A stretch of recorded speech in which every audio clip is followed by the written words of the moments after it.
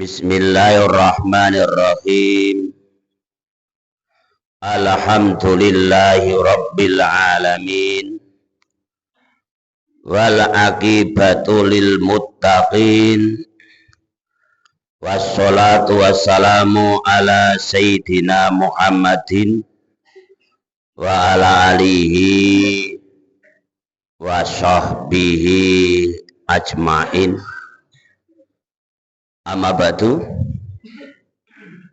Wonten ngasanipun sedaya para bapak, para ibu jamaah salat subuh wonten ing Masjid Wahyu Baitil Muttaqin. Sedaya takmir masjid, Bapak Imam ingkang satuhu kula hormati. Langsung kemawon monggo sareng-sareng kita syukur, kita lahiraken kanthi ucapan alhamdulillahi rabbil alamin, lan kita iringi kanthi maos sholawat tibil qulub kesane kita tetep dipun paringi sehat, selamat, wilujeng, aman dohir lan batinipun, ya aman pasanipun mulai wau metale pajar ngantos samakeh dumugi surupipun srengenge utawi manjingipun. Maripun Allahumma sholli ala sayyidina Muhammadin tibbil qulubi wa dawaiyah, Muhammadin tibbil qulubi wa dawaiyah, wa abiyatil abdani wa sifaiha, wa nuril absari wa diyaiyah, wa ala alihi wa sahbihi wa sallim. Allahumma sholli ala sayyidina Muhammadin tibbil qulubi wa dawaiyah, Muhammadin tibbil qulubi wa dawaiyah, wa abiyatil abdani wa sifaiha, wa nuril absari wa diyaiyah, wa ala alihi wa sahbihi wa sallim. Allahumma sholli ala sayyidina Muhammadin tibbil qulubi wa dawaiyah, Muhammadin tibbil qulubi wa dawaiyah, wa afiyatil abdani wa sifaiha, wa nuril absari wa diyaiyah, wa ala alihi wa sahbihi wa sallim. Alhamdulillah kan lewat bacaan sholawat tibil qulub, muga-muga kita diberi berkah sehat, berkah selamat, berkah wilujeng, afiah dohiran batinipun, sing nandang gerah nandang sakit, ya muga-muga pikantuk tombo jampi kelawan berkahipun tibil qulub, kelawan berkahipun Kanjeng Rasul Muhammad sallallahu alaihi wasallam. Kita bika dari bacaan Fatihah. Al-Fatihah. A'udzu billahi minasyaitonir rajim. Bismillahirrahmanirrahim. Alhamdulillahi rabbil alamin. Ar-Rahmanir Rahim. Maliki yaumiddin.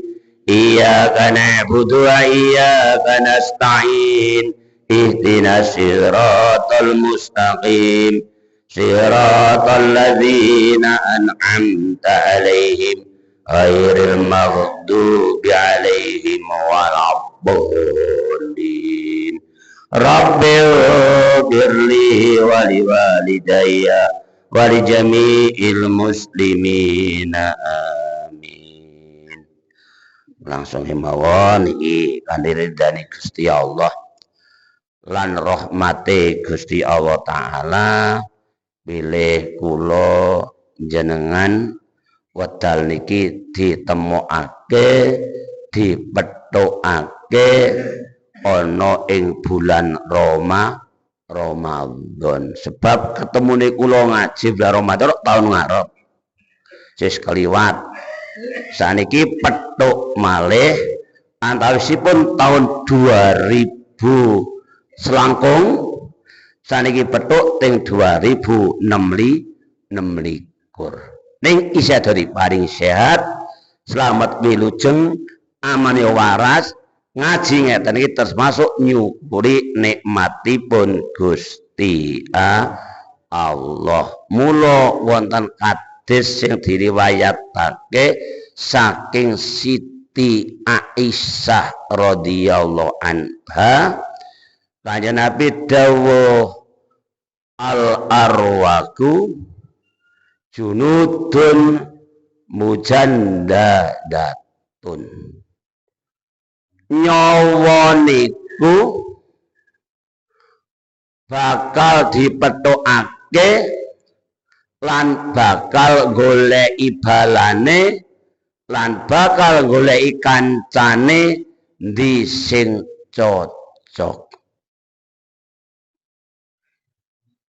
Menawi kita engeti sing cocok atasipun nyawa niku kula kali nyawane jenengan ya esuk iki ya dina Selasa niki ya sasi Ramadan iki termasuk nyawane kula lan nyawane jenengan dipethukake dicocokake dening Gusti Allah taala ana ing wektune ngaji sing dijenengi ngaji bakda subuh ngetrenipun diarani kuliah subuh. Leban niku monggo kita kawiti awake dhewe le toto niku lho. Saking cintane bakal rawuh lan tekane sasi Ramadan. Awis sasi Recep, sasi Ruwah menginjak dumugi Ramadan niki siap. Siapa bawa mawi donga. Lho. Allahumma barik lana fi Rajaba wa Sya'bana wa balighna Ramadana wa balighna Ramadana. Allahumma barik lana fi Rajaba wa Sya'bana wa balighna Ramadana wa balighna Ramadana. Namale Allahumma barik lana fi Rajaba wa Sya'bana wa balighna Ramadana wa balighna Ramadana. Niku bentuk kita mulai ngawiti toto siap-siap le arep ngadepi nekani tamu sing mulya ya muwe Gusti Allah ya muwe Rasulullah Muhammad sallallahu alaihi wasallam ya muwe kabeh umat Islam iki mau kabeh ditata mulai sasi Rajab. Mula njur ana donga khususe Allahumma barik lana fi Rajab. Du Gusti mbok inggih jenengan paring berkah paring sae dhateng awak kula man inggahaken kesaenanipun teng wulan Rejab. Siji dipani tambah umur kanthi umur sing sehat, waras, slamet wilujeng. Entek sasi Rejab wasak bana munggah nang sasi ruwah ya donga Du Gusti mbok inggih jenengan paring berkah mundak kesaenanipun mundak kebagusanipun tegen awak yang diparingi sehat diparingi slamet paringi wilujeng wahdahir batin mundak ibadahe mboten teng sasi ruwah udah mundak ibadahe mondo nyelametake mundak ibadahe mundak sedekah lan sanes-sanesipun sampai wabaligna Ramadana Gusti mugi nyanduke akan kula dumugi bulan Ramadan alhamdulillah awake dhewe wis tekan sasi Ramadan. Lah nek wis tekan sasi Ramadan arep ngopo le persiapan donga mulai Rejab teka Ramadan donga terus sama ngenteke bulan Ramadan apa men iso menang Ramadan sing tahun ngarep sing badhe dumugi. Dadi sesuk malam bodho leren donga wong barik lanang niku wau ngenteni setahun malih men iso metuki ya kuwi wau Ramadan setahun sing bakal dumugi. Mula njur ana dawuh wacanen terus donga iki 3 bulan mulai Rejab ruwah Ramadan entek sak mangke men iso menangi Rejab ruwah Ramadan tahun lajeng. Sasabunipun niku kita kawiti kita awali kanthi man ghoda ilal masjidi auraka a'adallahu lahu fil jannah. Sapa wonge sing gelem budal isuk-isukan menyang masjid ilal masjidi maring masjid. Lah kowe kok budal esuk arep ngopo? Jawabane siji, arep jamaah. Umpama. Lah ngopo? Arep ngaji. Wana esuk kuwi ana kuliah subuh. Ana ngaji bakda subuh lho niki. Pas nang bulan Ramadan. Auraka utawa budal sore. Lah kowe sore-sore barasar kok mangkat nang masjid mangan musa ngopo? Arep melu jamaah maghrib mengko. Arep ngrungokke tadarus Quran. Lho niki pupuh sasi Ramadan. A'adallahu Allah taala bakal nyawisake bakal nyiapake kanggone wong sing gelem budal esuk lan budal sore niate arep ibadah dicawisi mlebu swarga fil jannati manggon ing dalem swarga amin amin ya rabbal alamin. Mula awake dhewe ling anake ngaos bakda subuh nganake tadarus wonten ing wedal bakda asar moga ginakake sak sae-saenipun mawi dawuh man ghoda ilal masjidi auraka a'adallahu lahu fil jannah. Gawe mayan golek swarga niku yen diitung niku wau. Lho saestu niku pumpung sasi Ramadan selama sesasi ana kuliah subuh mangkat nang masjid sing sregep. Diniati budal gasik nderek dawuh kanjeng Nabi Muhammad sallallahu alaihi wasallam ora keton tekan masjid mung mbek ngantuk amarga bengi melek utawa ora paham ngaji ki ora kudu pinter ora kudu pas penting mangkat Sing menika mangkat, nak mangkat makelah iso.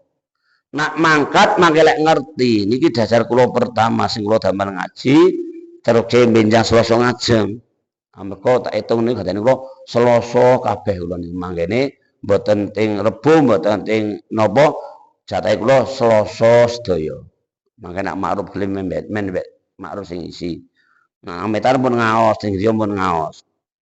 Nak gelem rene ning niku. Niku dasari manggoda, monggo budal sing semangat. Pumpung ana ngaji. Ora keto mung ngrungokake. Sesuk ya ditakoni nang akhirat kono dasare surat Yasin. Al yauma nahtimu ala afwaihim wa tukallimuna aydihim wa tashhadu arjuluhum bima kanu yaksibun. Hai muroji, kupingmu kok gawe apa nalika kowe urip nang alam donya kono? Jawabe, kula nak esuk gasik Gusti salebetipun sasi Ramadan. Kula mangkate masjid, nderek jamaah, mangkate musala, nderek jamaah. Yen enten pengaosan kula mangkat, tak gawe ngrungokke ngaji Gusti. Tenan tangane nggih Gusti. Kula sing dadi seksine tangan iki muni. Nak cangkeme resemu. Wong dikunci yo al yauma nahtimu ala afaihim, cangkeme dikunci. Sing muni anggota badan. Lah ngopo kok cangkem dikunci? Tukang goro, tukang ngapusi. Sena akhirat kena ndak ngapusi karo Gusti Allah Taala. Sing muni sing ora bakal ngapusi, tangane muni dhewe. Pun. Sena melorone hesikir kok gawe apa kowe urip nang alam donya? Kula damel mlampah jamaah Gusti. Tenan apa ora? Matane muni, nggih, kula sing dadi seksine wong kula sing gawe namatke dalane. Niku kabeh dadi saksi sesuk nang akhirat kejaba cangkem tok ingkang boten diunekake kalian Gusti Allah. Iki goda budal esuk. Pumpung Ramadan tak bulan baleni. Senomer lorone budal sore. Amarga enten dawuh ngeten niki kula catet. Manis tama'a ila ayatin min kitabillahi kataballahu lahu kasanatan mudhoafatan.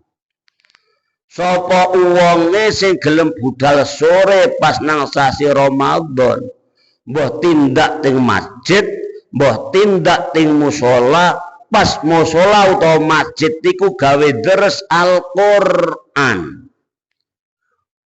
Wonge gelem teka, wonge gelem ngrungokake,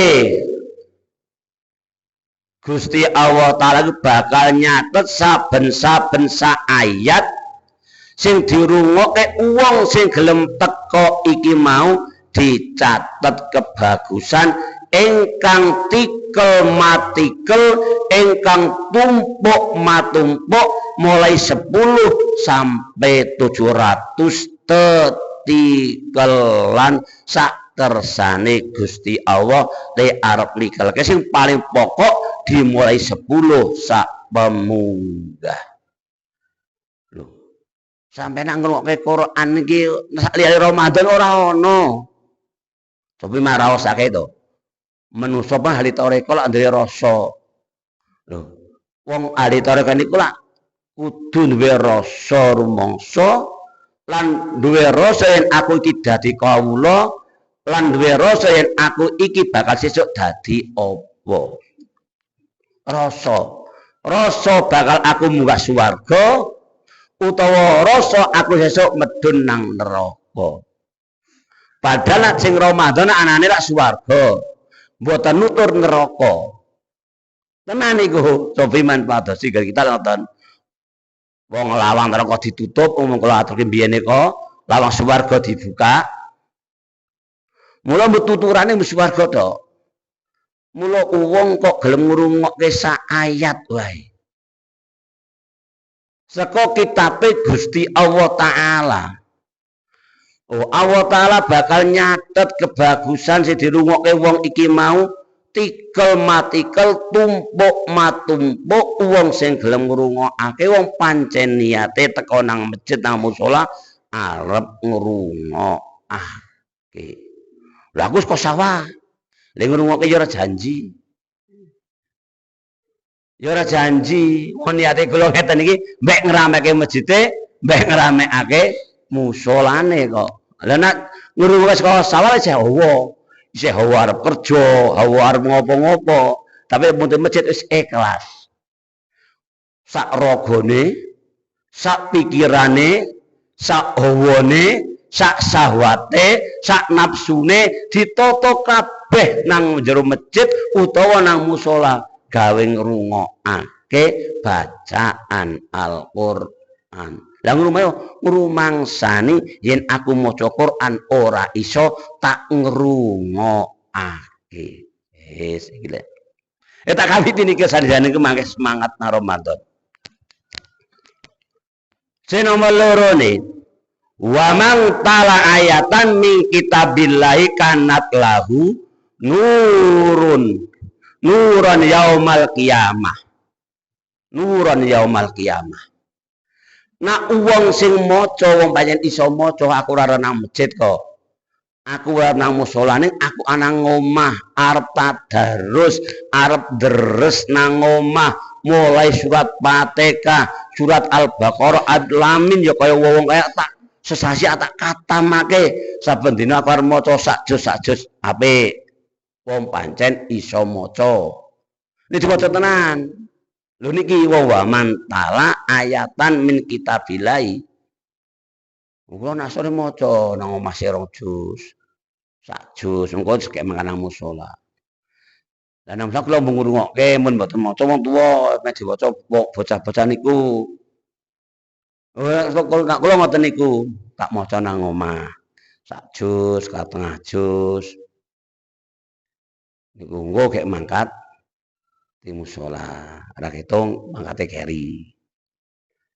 Mbek ngrungokke wis entuk le ngrungokke mbek entuk le maca dhewe. Lah nek iso maca dhewe engko pumene sasi Ramadan, gawe deres maca piyambak. Yen ora iso ngrungokake mangkat nang masjid, mangkat nang musala. Sebab wong sing tukang maca bakal entuk nur bacaan ayat-ayat Al-Qur'an iki dadi obor sesuk nang dina kiamat ari kala wong tangi saka jero kuburan darani dina baes kebangkitan iku peteng ku. Lah sampeyan ngrungokake bacaan Al-Qur'an ana sing maca. Lah wong sing maca iki duwe obor, duwe senter sampeyan melu kepadangan. Lho, demung ngrungokke melu kepadangan.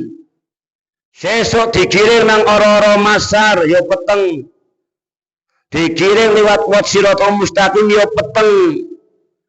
Ana wong sing ahli maca Quran, awake dhewe seneng melu ngrungokake, wong sing maca Quran duwe obor, wong sing melu ngrungokake melu koboran, melu padang, weruh dalan sing lunyu, dalan sing bakal nyandung utawa sing melesetake, ketok kabeh iso ngati-ati amarga ana wong sing duwe obor.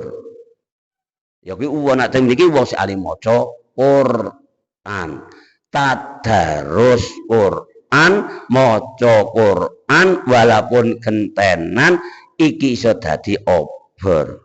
Mula tadarus niku lak maca gentenan karo kancane, ora diwaca dhewe. Gentenan, aku maca terus Pak Sobirin teko. Aku soleh telu klebenyo Pak Sobirin diterusake. Upama ora gelem ya tak teruske, nek gelem diteruske lagi jadi tadarus. Saling deres gentenan karo kancane iki jenengane tadarus. Ora ana kalimah tadarus saling deres dineres kejaba ana ing sasi Ramadan. Liyane niku lak mung deres dhewe. Nabi Idris niku dijenengi Idris saking oleh deres sukup. Sukup niku kitabe Nabi Idris. Sampeyan sesuk arep dijuluki Idris nang akhirat kono niku saking akeh ndres maca Quran. Walaupun awake dhewe niki namung nderekake wong sing maca Quran, tegese arep maca dhewe ora muat, tegese ora mampu, ayo ngrungokake. Masjide men rame, musolane ya men rame, nak upama poso kok ngeleh wis disiapi bukane. Dadi ora samar. Mboten samar ngeleh. Wong disiapi kok. Sing nyiapi wong-wong sing entuk jatah aweh buka. Sing paling terakhir wau kula aturake, mangkat nang masjid Gasik ngopo arep jamaah. Mangkat nang musala Gasik ngopo arep jamaah.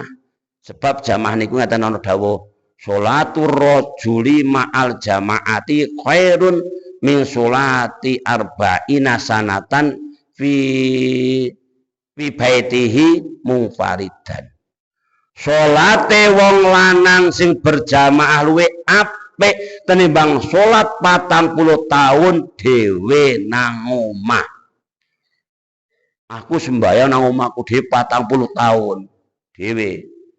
Jamaah sepisan tok subuh to isya iki luwe apik tenimbang kowe 40 tahun rukuk sujud nang omah wae tanpa metu. Kowe nak bener kok. Kowe nak bener, mula kumpul sasi Ramadan. Ora ketembung sak dina, ora ketemu sak wektu, ora ketemu sak tarawih. Jamaah melu men iso njiko keunggulane salat jamaah dibandingake sembayang dhewe nang omah 40 tahun kok isih luwih apik salat jamaah sepisan wae gambarane nang bareng-bareng imame ana imam lan ana makmume. Sebab wong ora diarani dadi imam yen ora ana makmum lan ora bakal diarani dadi makmum yen ora ana imam. Jenengane jamaah. Niku kula ngoten niku. Pen kula senengane ngeramekke masjid, ngeramekke musala, bombongane kadis dawuh ngoten niku. Dadi wong kok gelem jamaah niku tenan tak bali malih. Luwih apik tenimbang salat dhewe nang omah 40 tahun isih dibandingke jamaah nang masjid iku lho. Sak wektu iki isih apik sak wektu niku kok. Napa malih nang sasi Ramadan. Sasi sing keunggulane sasi. Tikel-tikelane amal ya nang Ramadan. Nang Ramadan. Lah monggo wong sak coblong digunakake. Digunakake. Lah itu mangkat sepisan syukur mendak dina. Pesubuh melu, duhur melu, asar melu, maghrib melu, isya melu, terus melu. Sipiter Pak Imam. Nah Pak Imam niku ora bakal ninggalke yen kejaba lu ado. Tenan niku imam niku. Nah, niki kula aturke. Mula kula ajak sareng-sareng. Kula wingi teng akhir ngaji niku nggih Selasa kliwon niku. Teng Kaliwino iki kula aturke.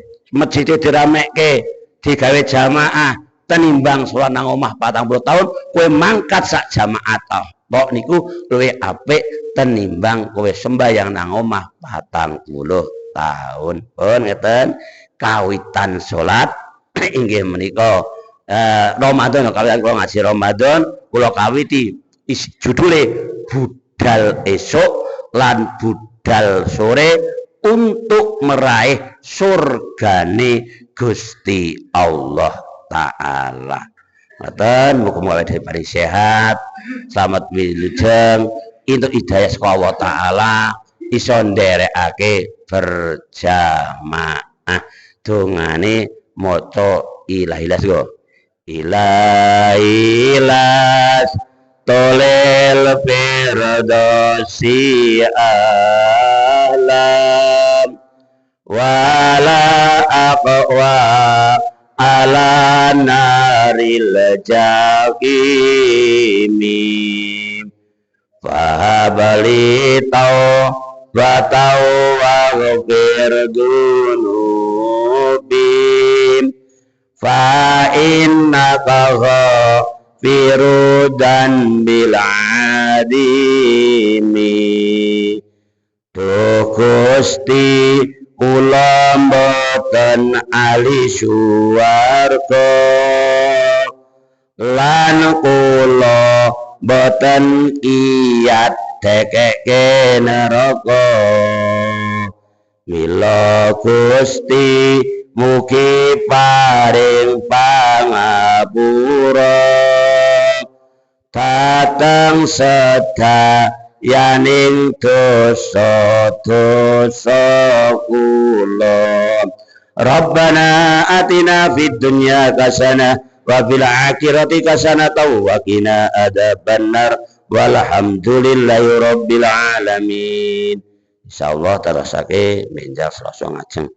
Bila taufik wal hidayah. Assalamualaikum warahmatullahi wabarakatuh.